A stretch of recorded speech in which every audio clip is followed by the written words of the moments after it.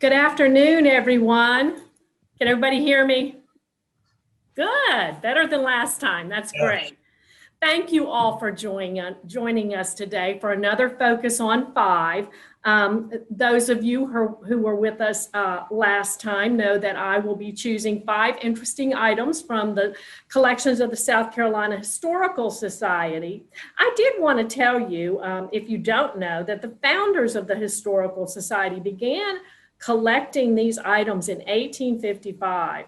And they gathered together and felt that South Carolina was just not being, the story of South Carolina was not being told. And they wanted to do that.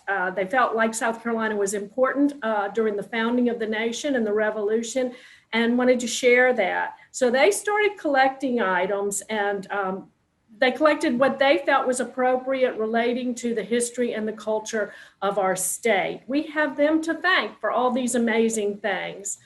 I also want to, before we get started, thank our sponsors, Dennis and Margaret Hawk O'Brien, for their support today. Just like last time, I guess you've all seen that you're muted, and you'll stay that way. And then hopefully I'll speak for about 30 minutes. If you have a question, you can write it in the chat box, or we'll try to take questions if there's enough time when we get through. I promised last time that I would start with another item from a founding father. And this one that I'm sharing today seems so appropriate, I guess is the best word to say, as we're headed into a presidential election. This is a letter written by John Adams to South Carolina's own Christopher Gadsden. And it's written just after the election of 1800. And you know, that was, or a lot of historians consider that the most important election in our history. It was certainly one of the most vicious. From a historical perspective, it was significant because it was the first time there was a peaceful transfer of power from one president to another one who was in a different party. And you might recall that it was a race between 2 Democratic Republicans, Thomas Jefferson and Aaron Burr, and they were running against 2 Federalists, John Adams and Charles Cotesworth Pinckney. When the Electoral College votes were counted, it was tied. So it was a terribly close election. And it was tied between Jefferson and Burr. So of course, the election went into the House of Representatives, where they decided that Jefferson would be the president. I'm going to get to the letter in just a minute, but I want to give you a little background first. It was a bitter political battle with a lot of sensational rumors. I guess that might sound familiar. Adams was the only president ever elected from the Federalist Party. And during his term, if you remember from your history lessons, he was fiercely criticized about the Alien and Sedition Acts, which he passed to curb criticism of him and his government. Adams was a Harvard-educated man. He was trained as a lawyer, and a lot of his biographers have said that he was a better political philosopher than he was an actual politician. Now, during Adams's administration, the political parties have been gaining influence. Each party has had its own newspaper, which, as you can imagine, were very partisan. But in a way, I thought that would be nice because you'd know where they were coming from. Both candidates were attacked just violently. Adams was charged for being complacent. He was labeled a warmonger and a madman and a monarchist. He was criticized for being a friend of England, which of course we had just fought the revolution against and had lost. So it was also said during Adams's administration that the Alien and Sedition Acts were stark examples of his monarchy and his treachery. Now, Jefferson, on the other hand, was an atheist. And everybody said, you better lock up your Bibles. If Jefferson's elected, he's going to confiscate them. He was a Francophile, and he was a radical Francophile because he supported the French Revolution. So he was seen as unpatriotic. Now, we are going to be seeing this today, and the archivists were kind enough to let me actually borrow the real document. We will be looking at this letter, which lives in our vault at Addlestone. You can see that it has undergone some conservation work. It is 3 pages. And when we obtained it, it was very fragile. So we've put it, I believe Virginia can tell us about it later, but I think it's probably on rice paper to help with handling it so that we can actually read it. The date that it was written was April 16th, 1801. So let's get to the actual, let's look a little bit more at this letter. Hang on just a minute and let me share my screen with you all.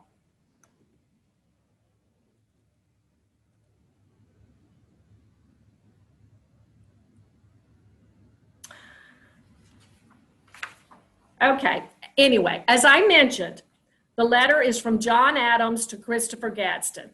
It was dated April 16th, 1801.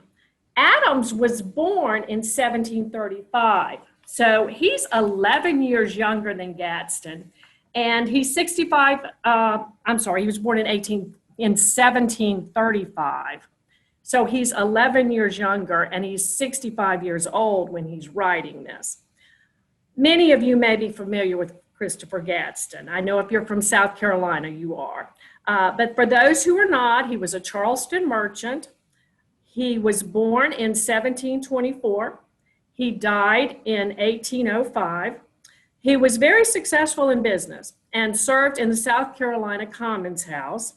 He was a vocal advocate of home rule. And his enthusiasm for separation from Britain got him elected to the First Continental Congress. And in 1776, he was made a colonel in the 1st Regiment of South Carolina. He helped repulse the British attack on Charleston that summer and was made brigadier general in the Continental Army. Now, Gadsden has been called petty and a superstitious person, and many historians say that this is the reason he resigned his commission in the Army over a very minor dispute with General Robert Howe. He did return to public service in 1788 to vote for ratification of the U.S. Constitution, and in 1790 to serve in the South Carolina State Constitutional Convention. So on to our letter.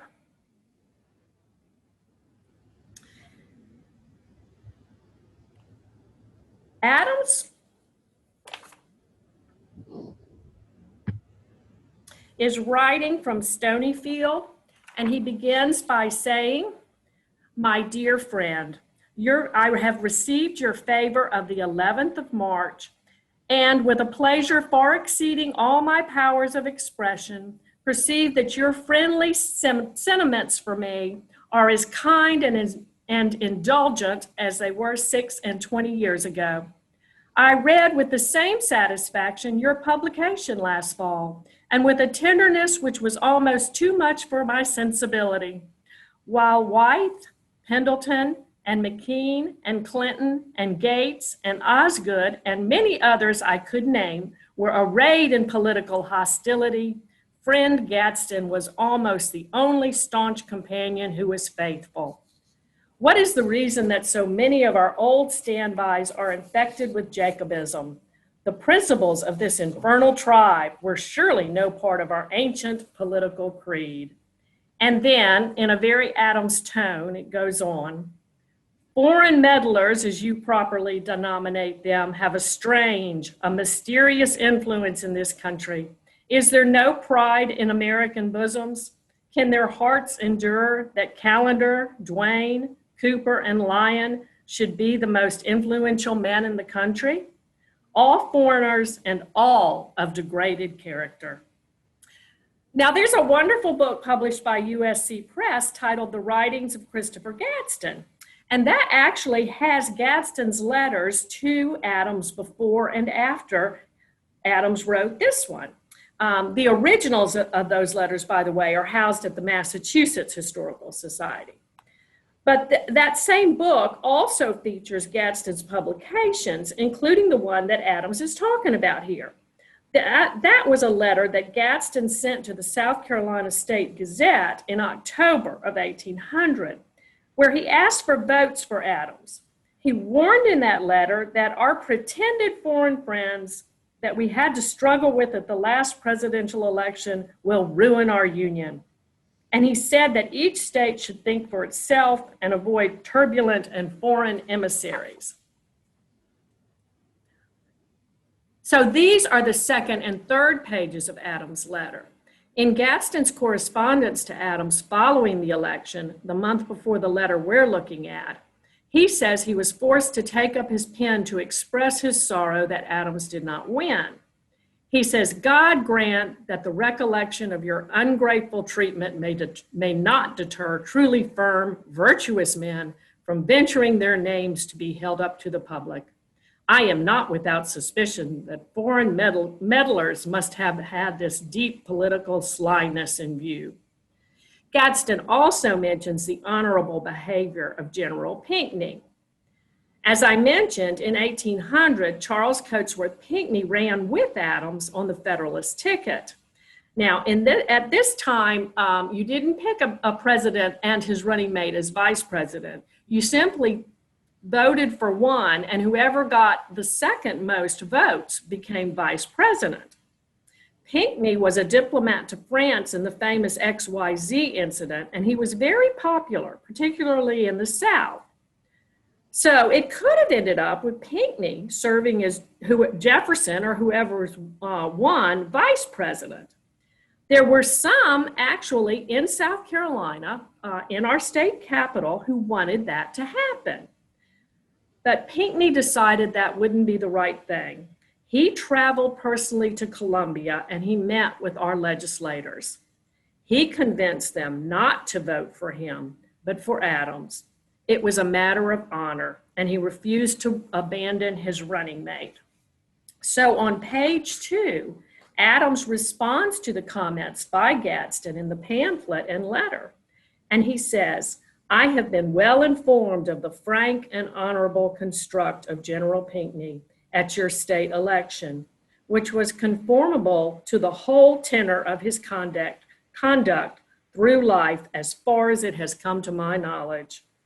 He then writes about what he'll do now that he's retired. The only consolation I shall want will be that of employment. Agriculture and amusement of letters will shelter me. My greatest grief is that I cannot return to the bar. There I should forget in a moment that I was ever a member of Congress, a foreign minister, or president of the United States. Finally, on that very last page, you can see that Adams says, to Mr. Jefferson's administration, I wish prosperity and felicity, but the commencement of it is too strongly infected with the spirit of party to give much encouragement to men who are merely national.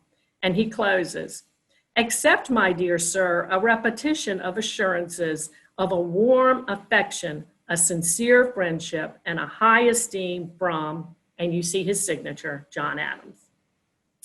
Now you can see that Adams' signature was a bit of a challenge. It wasn't quite as legible as Jefferson's was last week. And I did go through it and I was able to transcribe it. And of course, after I did that, I searched for it on the internet, and sure enough, I should have recalled that the National Archives has a Founders Online, and there the letter is already transcribed for us. As a wrap up to the story, many of you know that in 1812, thanks in part to the encouragement of Benjamin Rush, Adams overcame his bitterness towards Jefferson and wrote a letter to him. That began a series of 158 letters that are often called the most intellectually impressive correspondence between American statesmen in all our nation's history. They discussed an array of topics, including aging, the role of religion, and the French Revolution. In one letter to Jefferson, Adams said, "You and I ought not to die before we have explained ourselves to each other." One scholar has said Adams was the realist, the skeptic, the principled pessimist. Jefferson was the idealist, the romantic, the pragmatic optimist. As you probably know, it was incredible that exactly 50 years after they signed the Declaration of Independence, Jefferson and Adams both passed away on July 4th, 1826.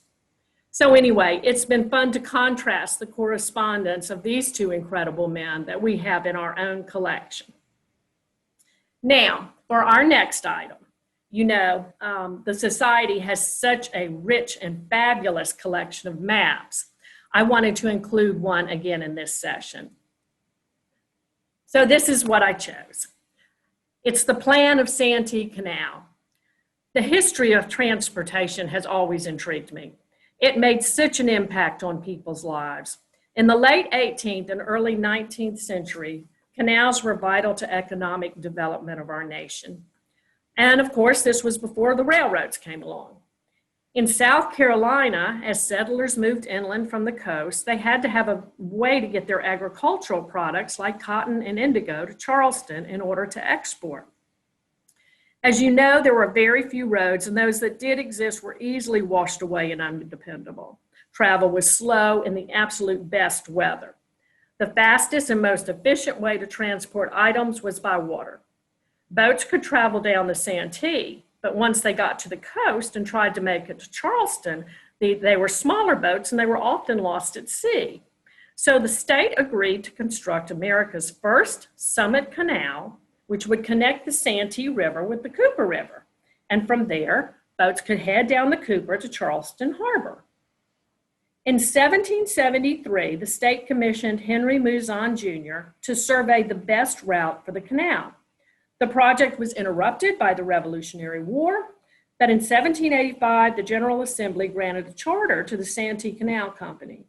Work commenced in 1793 under the supervision of Colonel John Christian Senf.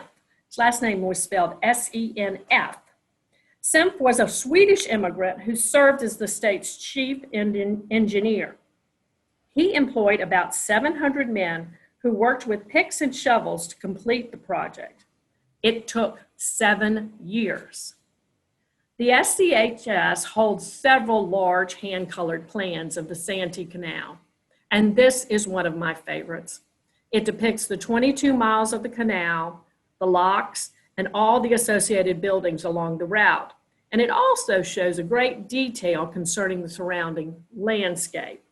Now you see there in the lower right corner down here, we're going to zoom into that. And this is what it says on the left there. The canal is 35 feet wide and 4 feet depth of water. Its rise from the tide water of the Cooper River by 1 double and 6 single locks to the summit or partition canal is 59 feet, and the fall from the Summit Canal by 1 double and 2 single locks to the Santee River is 34 feet. The boats of the canal carry from 40 to 44,000 pounds weight. The locks are marked from 1 to X, the aqueducts from 1 to 7, besides 25 overfalls and floodgates. Kirk Swamp forms the first reservoir, Bull Bay, and the head of Greenland Swamp, the second and third reservoirs. On the side of this description is a list of the tracts of land that the canal went through with each proprietor and the number of acres. In this next zoom or close-up, we can see the reservoirs. The canal worked well for a while. In 1830, at probably its height, approximately 700 barges and boats traveled through it, most of them carrying cotton to Charleston. Then, of course, the region was hit by severe droughts. So severe, as a matter of fact, the canal dried up. And people started planting cotton in where it used to be because the soil there was so fertile. Then in 1840, a railroad was completed between Columbia and Charleston, and in 1846, that road was extended to Camden. That was pretty much ended the life of the canal.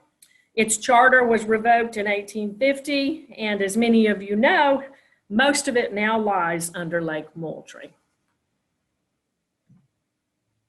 On to the next item. This one has been a favorite of mine for a long time, and it happens to be a piece of artwork by Langdon Cheves III. While I love the art, and I'll get there, the artist is a fascinating person as well. I'm indebted here to a longtime researcher at the Society, Mr. Robert Cuthbert, who wrote an article on Cheves for the Carolog. Langdon, called Lang, was born in 1848 of a well-known family in South Carolina. His mother, Isabella, was a daughter of Henry Augustus Middleton, a wealthy low-country rice planter. His father was Dr. Charles Cheves, and his father was Judge Langdon Cheves, who served in both the state and federal legislatures before being named president of the Bank of the United States. Now, Mr. Cuthbert tells us that Dr. Cheves, Langdon's father, was actively engaged in rice planting on the Savannah River in the 1850s, and his scientific mind was keenly interested in the nature and study of birds. The letters we have from Lang's mother to her relatives tell us a lot about him. We know that at around 3 years old, he had yet to master his letters, but he could draw. Isabella Cheves wrote to her mother, "Young Lang is getting quite a notion of drawing and is quite delighted with himself." Among the Cheves papers is much of his artwork. He drew a series of family crests, which were very precise and colorful, and there are pen and ink hunting scenes that he drew, along with imaginary military encounters. But Lang's watercolor paintings of birds are my absolute favorites. He started early by copying drawings by other ornithologists. Then he painted from life by illustrating specimens he shot and studied. When he was older, Lang modestly reflected on this. He said, "I used to do a little drawing and watercoloring when I was a boy, as boys do." Lang's father died when he was fairly young, in 1855, and the family was taken under the wing of the Middleton. Mr. Cuthbert explained, "Harriet Middleton, Lang's grandmother, delighted in her grandson's company. Likewise, her influence was a lasting one. As an adult," Lang wrote, "my grandmother, who loved nature and birds, used to tell me of the flocks of Carolina parakeet they used to see. And she would turn the pages of Wilson's Ornithology, which she later gave me, much to my joy ever since. And sometimes I copied his birds or even real ones." During the Civil War, Lang moved with his family to Flat Rock, where they remained year-round until the war ended. While he was there, he kept a record of the birds he shot or saw. On 3 pages, he lists 2,000 individual birds among 97 species. His aunt Harriet Middleton, who was also in Flat Rock, wrote this about Lang.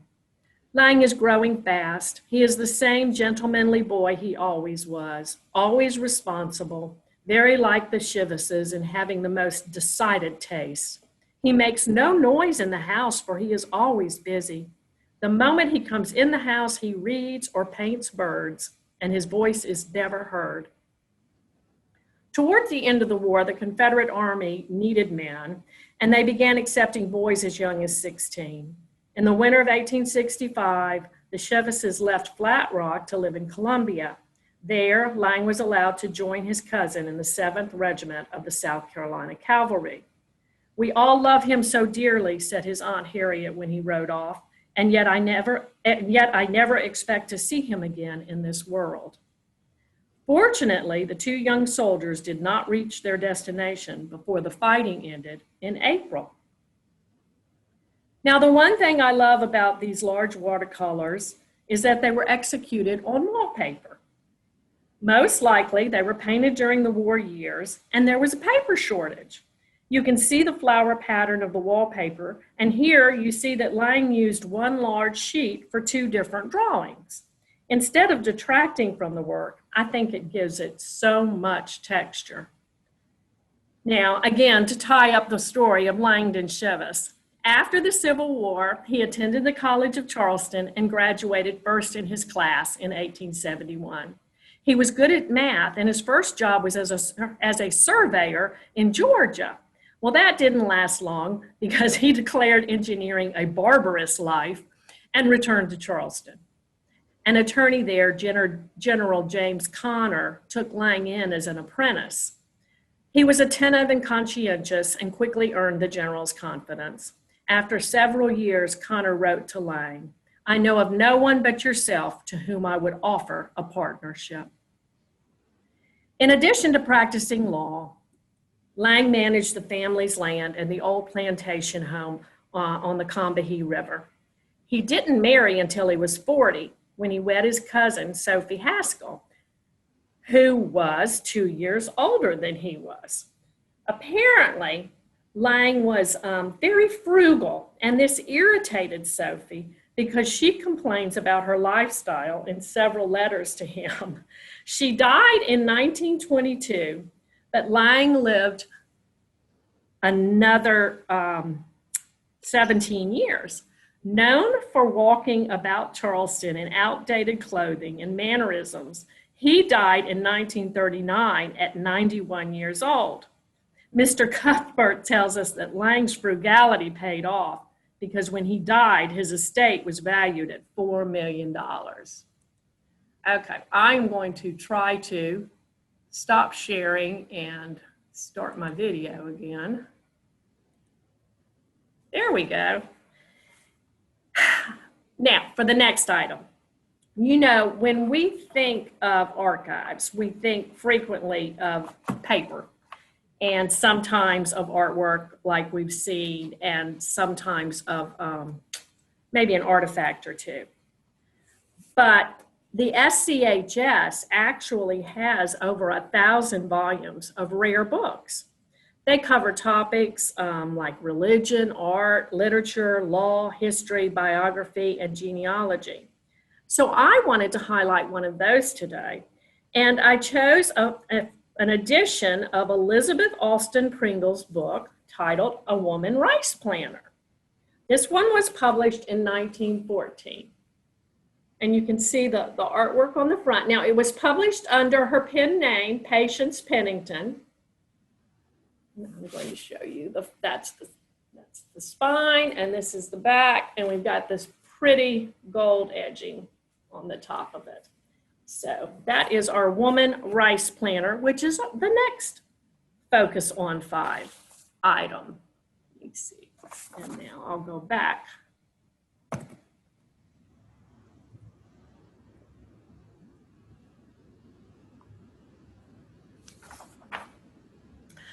Like Langdon Cheves, Elizabeth Allston Pringle, or Bessie as she was called, grew up during the Civil War. She was born on Pawleys Island in 1845, and her father owned one of the largest plantations in the state. He was also a state legislator and was elected governor in 1856. Bessie went to boarding school in Charleston until the war started, when she moved to Columbia. Her father died in 1864, and most of their property was lost to creditors during and after the war. So Bessie's mother went to work. She ran a boarding school in Charleston where Bessie taught for 3 years. Then Bessie married John J. Pringle, whose father owned the plantation next to her father's. Sadly, they were only married 6 years when her husband John died. So this was 1876, and Bessie was determined to purchase both her husband's property as well as her father's main plantation, Chicora Wood. She eventually did that, and she set about managing both farms personally. In order to make a little extra income, she started writing weekly articles for the New York Sun. These articles were in the format of a diary written under the name that I just mentioned, Patience Pennington. They were published in this book, A Woman Rice Planter. Now, the book was illustrated and has some wonderful illustrations in it by the well-known Charleston artist Alice Ravenel Hugie Smith. The stories Bessie writes deal with the everyday challenges of rice farming. One of the best and most complete descriptions of the book was written by Charles Joyner, that wonderful South Carolina historian who once said, "All history is local history." Anyway, Joyner wrote the introduction to a reprint of the book, which was published by USC Press in 1992. He points out that Bessie was raised in the world of plantation aristocracy, and her family was at the very top of that group. Despite the changes brought by the Civil War, Joyner says Bessie never challenged the social dominance of whites. She describes waking before dawn, driving her buggy from one plantation to the next, and then to the river or creek where she boarded a small boat to ride out to the rice fields. Each day she inspected the crops, and then she either chastised or praised the workers. She was intent on maintaining rice cultivation up until her death in 1918. She actually didn't die for 3 years later, but she stopped planting rice in 1918. Joyner says that each year was a struggle to pay the mortgages on both plantations. She rented White House, her husband's family's place, as a hunting lodge. He also notes, with the turn of the century, that her writings show an increase in racial prejudice. They depict stereotypes of lying and stealing blacks. There is one story about two characters she names Rab and Dab, which was based on two brothers who were orphans living at Chicora Wood. She describes them as easy liars who steal chicken and eggs, break into the pantry, and refuse to go to school. They enjoy frightening horses and scaring people with all kinds of racket. As I said, Bessie died in 1921. Joyner summarizes the book this way. A woman rice planter is Elizabeth Allston Pringle's response to the crumbling of her privileged world in the traumatic years following the Civil War. Because Bessie was articulate, her book illuminates experiences shared with many women of her class and station. He goes on to say that she must be seen as a transitional figure, a woman suspended between two worlds, one that saw women gaining independence and another where they relied both economically and emotionally on men. Our copy of the 1914 book is particularly precious, as it was a gift to the Society from Anna Wells Rutledge. Anna Wells Rutledge was an art historian who wrote books herself. She wrote a book titled Artist in the Life of Charleston. She was born in 1907 and died in 1996, and she also wrote the introduction for a new edition of A Carolina Housewife.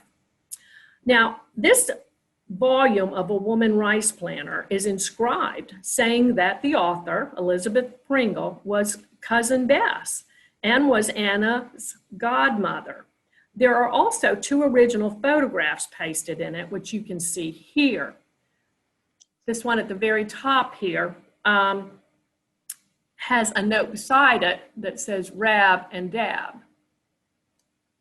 Those were most likely the inspiration for the story that Bessie wrote in A Woman Rice Planter. And we know that the real names were Jessie and Robert Spivey. Bessie eventually sent both of them to the Jenkins Orphanage. The other photograph below that is labeled Black River near Weehall. So it's fun to trace the personal touches to some of these rare volumes. I like to focus on at least one artifact for these sessions. So the last item I'm going to talk about today is an artifact that for many years was in my office. I grew very attached to it, but I had to let go of it because it is now downstairs in our museum. And it is the cast bronze bookend of the character Porgy. We think it dates to around 1927. And the artist who created it was Edward I.R. Jennings, or Ned, who was a very multi-talented young man. Now, as you know, Porgy was the character from DuBose Hayward's book by the same name that was later made into a musical. Porgy was based on a disabled man named Samuel Smalls, whose main mode of transportation through the streets of Charleston was a cart pulled by a goat. Hayward apparently learned about Smalls through a News and Courier article that told that he had been arrested after he tried to shoot a woman. The police only apprehended him after he and his goat led them on a chase down several alleys. The book Porgy was published first in 1925, and the musical premiered in 1935. Sadly, Samuel Smalls died in 1924, a little more than a decade before he was immortalized on the New York stage. And by the way, he is buried in the churchyard at James Island Presbyterian Church. Anyway, it seems unusual to us now, but goat carts were fairly common on the streets of Charleston in the early 1900s. You can see from this picture from our image collection that they were a popular mode of transportation, particularly for young African Americans. Anyway, about the artist. You know, I've heard you talk about it before, but I think maybe going to therapy has helped you really. I'm going to try to mute everybody here. You got really emotional talking about your brother. There we go. Ned Jennings was a painter, a mask maker, and a curator at the Charleston Museum, where he constructed exhibits. And like Langdon Cheves and Bessie Pringle, his story is pretty interesting. Ned was born in 1898 in Washington, D.C., and moved to Charleston as a very young child. His father was the postmaster, and he also was one of the developers of Folly Beach. Ned was born with a cleft palate, and at that time, there was nothing to do but live with it. Of course, this gave him a speech impediment, and he was terribly self-conscious. He was also a very emotional young man. He trained for service in World War I, but was discharged because of his disability. So he entered the medical corps and was sent to France. When he was in France, he was gassed, and so he went to England, was sent to England to recover, and after that, he returned to Charleston. He attended the College of Charleston for a while, and then went on to Carnegie Technical Institute, where he studied art, stagecraft, and design. From there, he went to Paris for art lessons, then returned to Charleston. John Bennett, who founded the Poetry Society of Charleston and was a friend and mentor of DuBose Hayward, tried to help Ned. He and Laura Bragg, the director of the Charleston Museum, encouraged him, and Bragg actually hired him as curator. Ned produced a number of paintings, most of which are housed at the Gibbs Museum of Art. Angela Mack, the director of the Gibbs, has noted that Ned had a highly imaginative style, and his works often feature mythological creatures and fanciful landscapes. While other artists of the Charleston Renaissance were painting realistic landscapes, Ned was more into a style that verged on surrealism. Unfortunately, the other artists had more success financially than he did. His paintings did not sell. By 1929, Ned was engaged in a tempestuous relationship with another emotional young man. And one night in May of that year, he committed suicide. His friends found Ned in his studio in the Confederate home, sitting in a chair, a Bible open on his lap, an empty champagne bottle on the table next to him, and a revolver dropped from his hand. Bennett reported that the scene was obviously staged, just as Ned staged exhibits and play scenes so often in Charleston. Looking back, some see Ned as a real trailblazer, someone who lived too early to be appreciated. Angela Mack says that he was the first in Charleston to create a significant body of work influenced by the abstract movement of the 1920s. In his book, Why We Never Danced the Charleston, Harlan Green bases one of the characters on Ned Jennings. The bookend is just one of many fabulous souvenirs from Porgy, from the original transcript to playbills that are in our collection. Most of the items, including the Porgy statue, were given to us from Dorothy and DuBose Hayward. And in that collection are also some of Dorothy's favorite cocktail recipes, which I think might be a good topic for a holiday focus on 5. Anyway, that's it. Those are our 5. I'm going to stop sharing the PowerPoint now. And looks like we've had a few chats. I know Virginia is with us. I'm going to unmute you. If you'll unmute yourself, thank you. And Molly's with us. And Molly is our librarian, who knows more about rare books than I do. So could I talk about the opening of the Santee Cooper River? Hang on.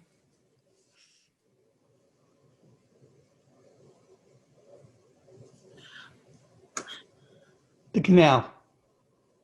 The Santee, and how it changed planters' use of boatmen and the movements of goods. I know the goods were moved by barges, Charles. Other than that, and I know that at times they would use donkeys on the side of the canals to get the barges down the river.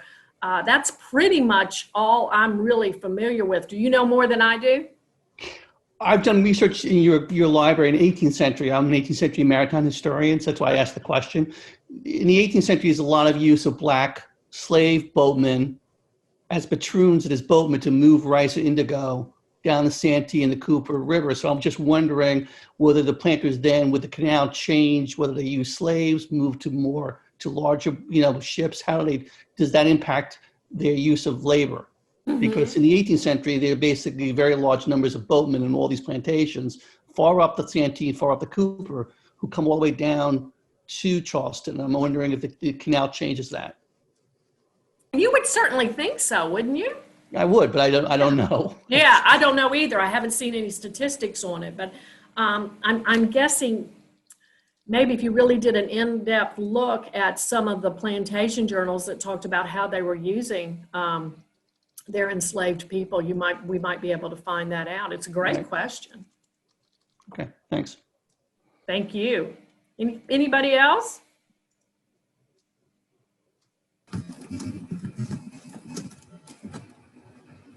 Well, this was fun for me because I just, you can look at an item and you can see it, but then the stories about the people behind the items. I mean, every one of these, these little a piece of artwork or a brass bookend, you could write a book about. It's just so much fun to me to find out what the background is on everything.